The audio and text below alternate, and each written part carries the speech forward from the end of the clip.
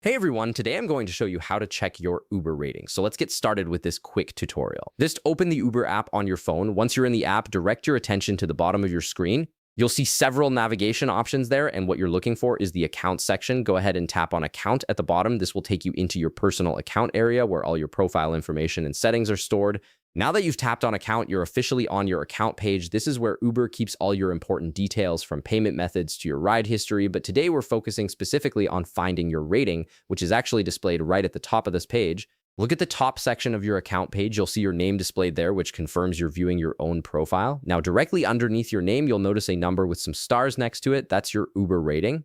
This rating is based on feedback from drivers who've given you rides, and it's calculated as an average of all the ratings you've received. It gives you a quick snapshot of how you're doing as a passenger, and it's something drivers can see when they're deciding whether to accept your ride request. And that's it. You've now located your Uber rating and know exactly where to find it whenever you want to check how you're doing as a passenger. If this video helped you out, be sure to leave a like, subscribe, and I'll see you in the next one.